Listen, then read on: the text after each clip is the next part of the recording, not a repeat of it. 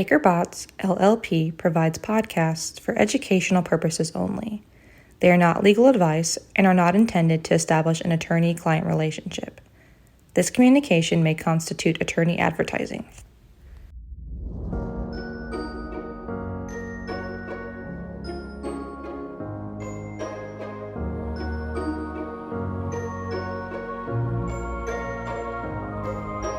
Hello, and welcome to the Environmental Evolutions podcast, where we explore the changing landscape of environmental law and policy. I'm your host, Megan Burge, and today I'm excited to reintroduce you to my partner, Sterling Marchand.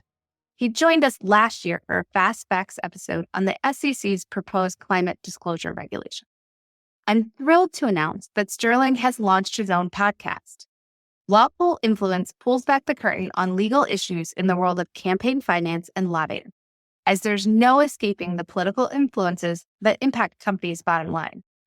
Prior to joining Baker Botts, Sterling spent 7 years on the Hill as a policy advisor to the House Committee on Homeland Security, becoming intimately familiar with the evolving ethics rules applicable to the legislative branch.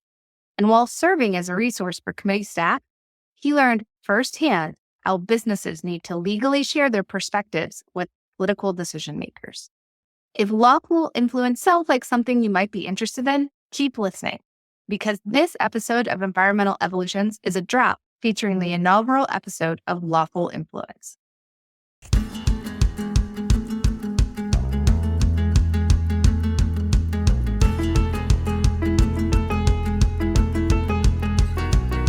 Hello, welcome to the Lawful Influence podcast, where we pull back the curtain on legal issues in the world of campaign finance and lobbying. I'm your host, Sterling Marchand, coming to you from the center of politics, Washington, D.C.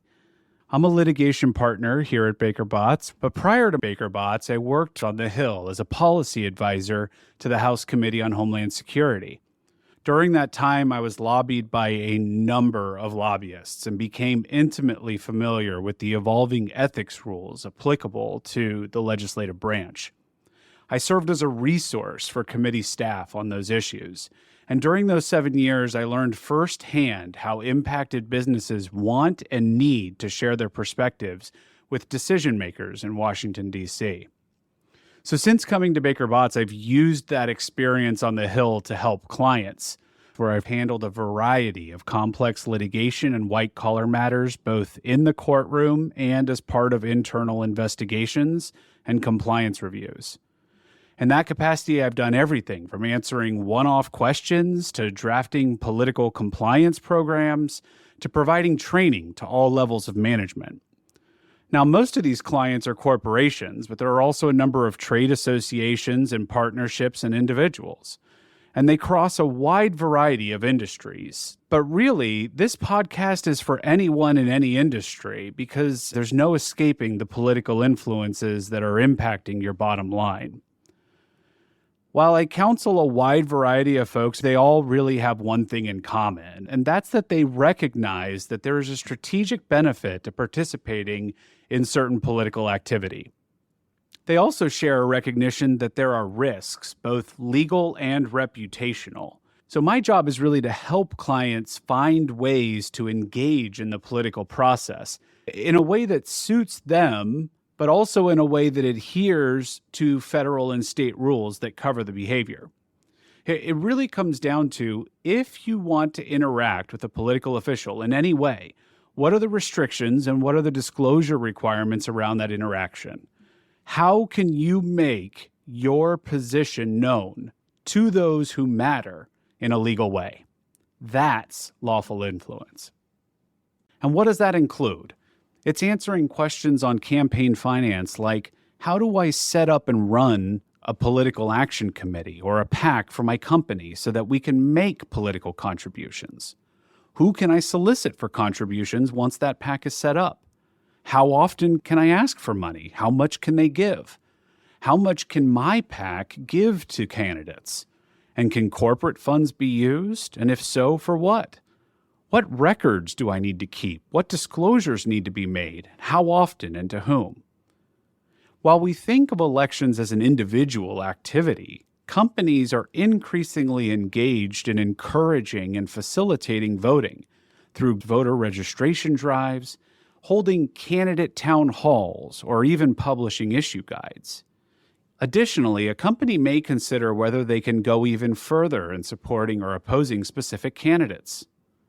Your company may be asking, can we buy a public ad taking a position supporting a specific candidate in an election? What disclosures are required if we do? What if your company only communicates its support to its employees? All of these efforts are subject to federal requirements and restrictions, and a dizzying array of state regulations as well. But lawful influence is not just about money, even though that's a really big part of it. Lawful influence includes lobbying as well, the way that companies can influence policy and decisions as they're being made. A company needs to understand how they can interact with local officials and not run afoul of these rules. The truth is that any interaction with a government official may also be subject to ethical restrictions. Offering gifts, food, travel, entertainment for any purpose, all are subject to varying federal and state prohibition or disclosure requirements. Does it vary based on whether it's a federal official or a state official? Here's a hint, it does. What are the restrictions on a lobbyist? How should I track my time and expenses? What disclosures have to be made? And what if I don't want anyone lobbying? How do I ensure that?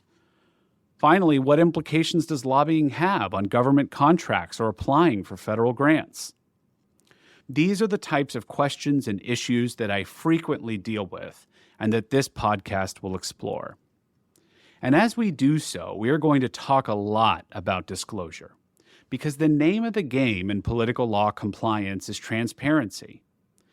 That's the legal requirement for much of this activity, because at the end of the day, what we're talking about is a balancing act. Protecting democratic institutions from illegal behavior like bribery while ensuring that First Amendment rights to freedom of speech are not restricted.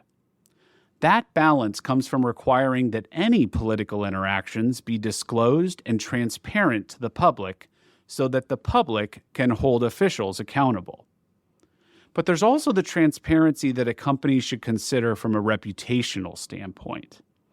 Many companies go beyond the minimum legally required disclosures and are transparent about all of their political spending because the reality is that the companies themselves are also now being held accountable for their political activity by a number of stakeholders, including customers, investors, employees, and public officials. That brings us to why you should care about lawful influence and why I hope you'll listen. First, for those of you already engaged in the political process, the landscape for political activity is hardly stagnant. State political laws are changing constantly, and the differences between states are growing. Some states are reducing the barriers for corporate political activity, while others are adding restrictions and disclosure requirements.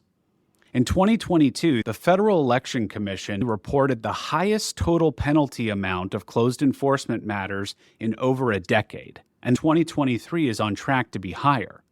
The past few years has also seen an increase in the Department of Justice investigating criminal cases based on illegal lobbying or the Foreign Agents Registration Act.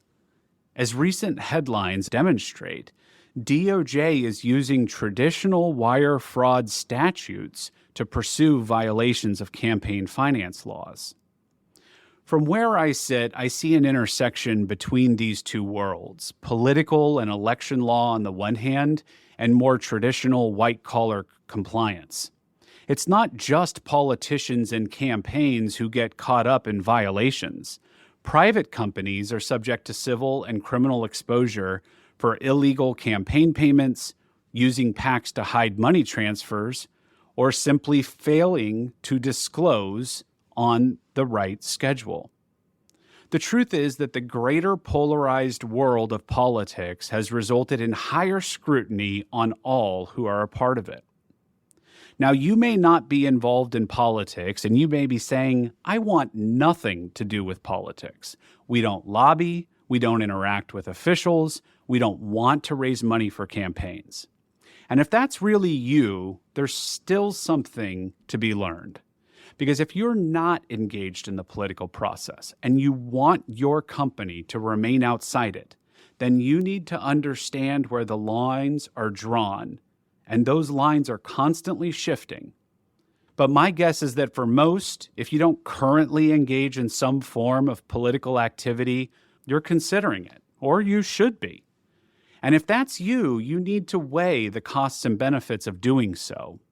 You need to understand how entering this arena is going to affect your bottom line, both positively and negatively.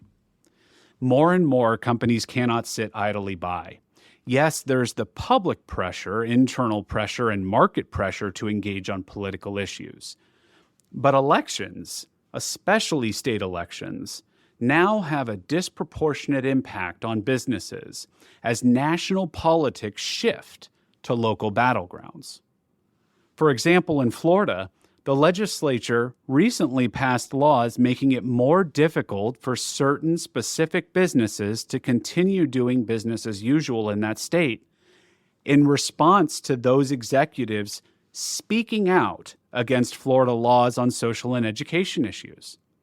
And I'm not picking on one side of the aisle over the other. That activity in the political realm is impacting the way that these companies do business, not on a nationwide level, but in individual states across the country. In other words, we all know that elections matter, and now we're recognizing that they impact not only individuals, but companies. So most companies need to at least consider these risks and then consider what, if anything, they want or can do to mitigate them. Often, that means entering the political process through policy advocacy or through money, and that's lobbying and campaign finance. To do so lawfully is what this podcast is all about, because the rules can be complicated, confusing, and they can differ from federal to state to state. So there's a lot to dig into. And in my time over the years, I've picked up a lot of best practices and potential risks, and I want to share those with you. And so in the coming episodes, I'm going to provide you with tips and common pitfalls for companies that are engaged in campaign finance, in lobbying, in hosting local political officials. And we're also going to cover breaking news as it happens, not just at the federal level, but watching state trends as well. We'll also include guests with different backgrounds and perspectives to discuss challenges of managing corporate political compliance and to share insight into what they're seeing on the ground. So whether you're a company's compliance official, in public affairs, a lobbyist, or a treasurer at a PAC, I think you'll find something helpful and interesting. Thank you for joining me on this inaugural podcast. If you have follow-up questions on this or want to know more, my contact information is in the episode notes. Until next time, I'm Sterling Marchand. Thank you for listening to Sterling's new podcast. I hope you enjoyed it, and if you did, don't forget to subscribe. It's available just about everywhere, including Apple Podcasts, Spotify, Google Podcasts, and even on the firm's website. We'll be back to our regularly scheduled programming in the next episode. Thank you for listening to this Baker Botts podcast. Baker Botts has the experience, knowledge, and people to solve our clients' most significant legal issues. For more information on Baker Botts practices, please visit us at bakerbotts.com. This presentation is provided by Baker Botts LLP for educational and informational purposes only. It is not legal advice and is not intended to establish an attorney-client relationship. Under the rules of certain jurisdictions, this communication may constitute attorney advertising.